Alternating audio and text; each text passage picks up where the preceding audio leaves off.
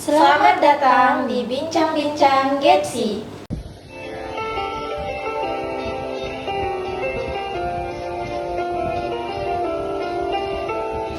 Assalamualaikum warahmatullahi wabarakatuh. Salam Getsi untuk seluruh pendengar setia.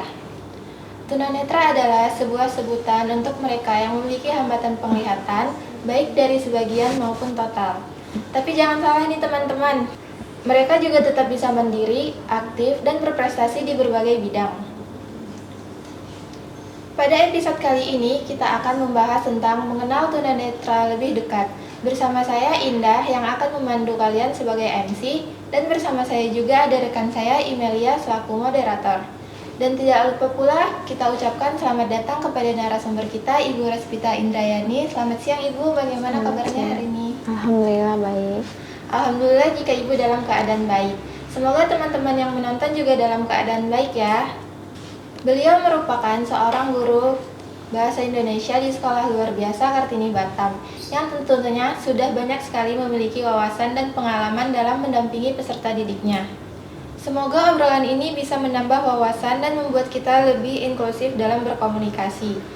Baiklah, tanpa menunda waktu, langsung saja kita masuk ke pembahasan utama kita yang akan saya serahkan ke Imelia selaku moderator. Terima kasih Indah. Halo semuanya, senang sekali bisa ikut berpartisipasi dalam podcast kali ini. Hari ini kita akan membahas mengenal tunanetra lebih dekat. Bersama narasumber kita, Ibu Respita Indrayani.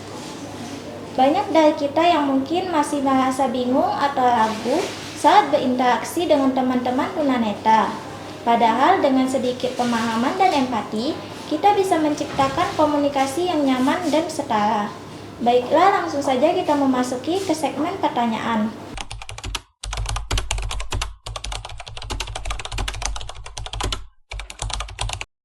Ibu, bisa dijelaskan apa saja jenis-jenis ketunanetraan yang Ibu ketahui dan bagaimana perbedaannya dalam kehidupan sehari-hari maupun dalam proses pembelajaran Ibu?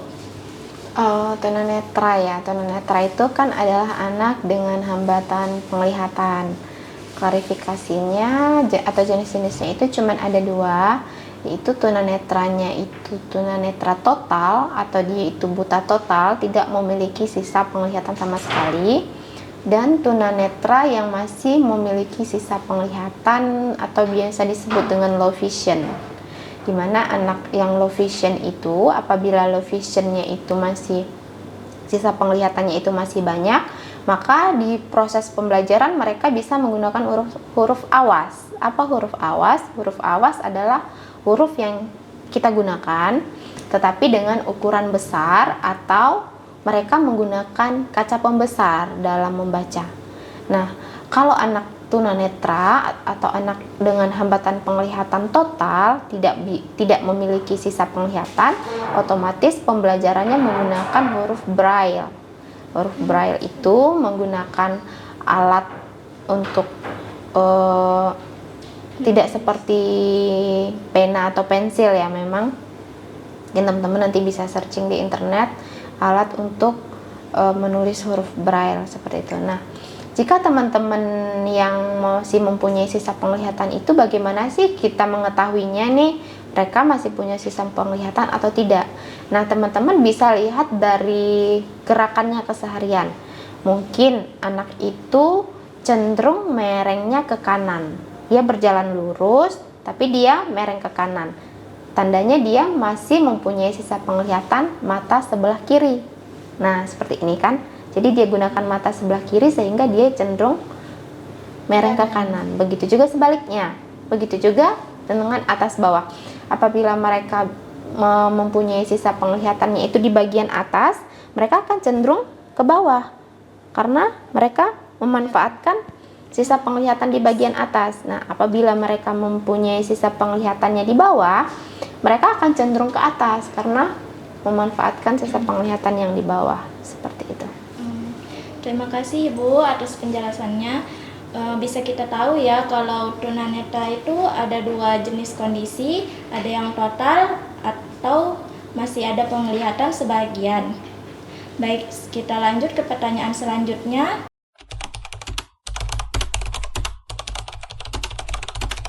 Kalau dari pengalaman Ibu nih selama mengajar di sekolah luar biasa, bagaimana keseharian teman-teman tunanetra dalam hal mobilitas, pendidikan, akses informasi, dan mengapa tantangan-tantangan tersebut sering terjadi di sekitar kita?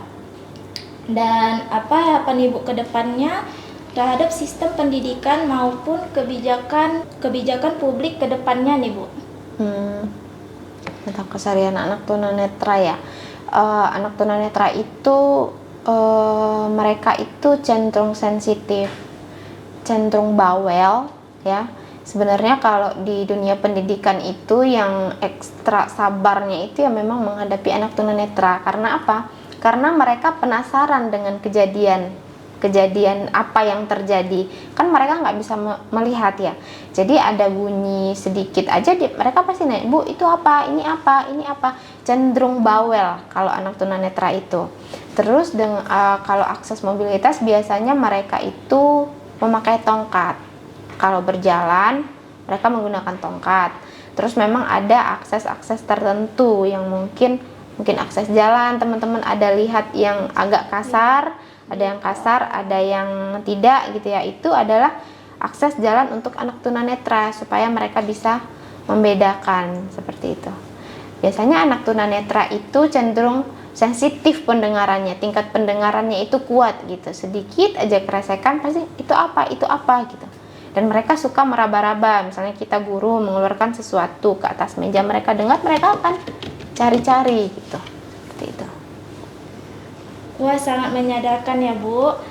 Semoga kedepannya sistem pendidikan dan kebijakan publik makin lebih aksesibilitas dan kesetaraan.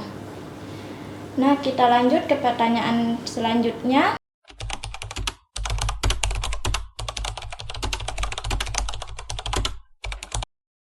Bicara soal kemandirian, alat bantu apa saja sih yang umumnya digunakan oleh teman-teman tunanetra untuk menunjang aktivitas mereka? Bagaimana cara kerja alat-alat tersebut dan seberapa besar pengaruhnya terhadap kehidupan mereka?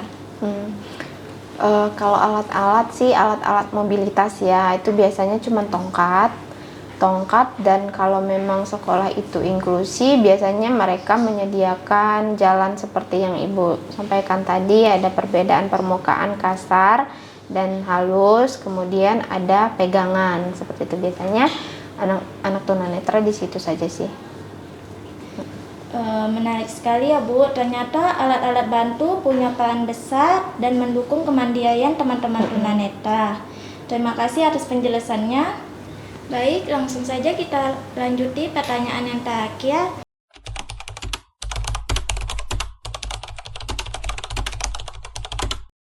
Menurut Ibu, siapa saja yang sebaiknya berperan aktif dalam menciptakan lingkungan yang inklusif dan ramah untuk teman-teman tunanetra? Dan kapan dan di mana sebaiknya edukasi serta kesadaran mengenai inklusi mulai ditanamkan agar dapat diterapkan secara efektif di tengah-tengah masyarakat? Siapa saja yang berperan aktif di dalam menciptakan lingkungan ya? Iya. Kalau yang berperan aktif menciptakan lingkungan itu mungkin pemerintah ya, menyediakan sarana prasarana untuk mendukung mobilitas anak-anak tunanetra seperti itu. Dan kalau inklusi itu tergantung dari organisasi atau lembaga mana yang sudah menggalakkan inklusi, mungkin sekolah, kantor-kantor atau apa. Tentunya kalau memang sudah menggalakkan inklusi harus menyediakan sarana dan prasarana untuk anak-anak berkebutuhan seperti itu. Oke, bisa kita ketahui yang sebaiknya itu lebih cocok untuk menciptakan berperan aktif itu seperti kayak pemerintah. Terima kasih atas penjelasannya yang sangat membuka wawasan dari pembicaraan ini. Jadi kita lebih memahami bahwa tunanetra lebih memiliki beragam kondisi dan kebutuhan. Tantangan seperti akses informasi, pendidikan, mobilitas yang masih ada, namun bisa diatasi dengan dukungan lingkungan yang inklusif. Alat bantu seperti tongkat, braille, dan teknologi suara yang berperan dalam mendukung aktivitas harian.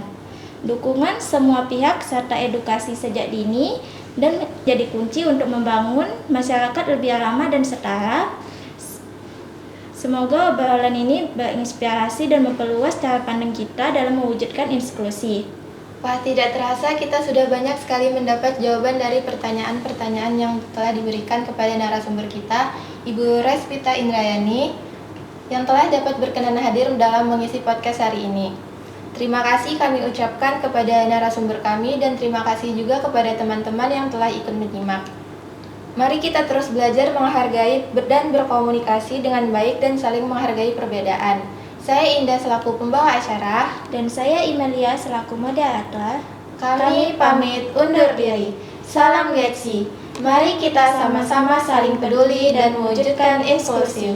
Wassalamualaikum warahmatullahi wabarakatuh.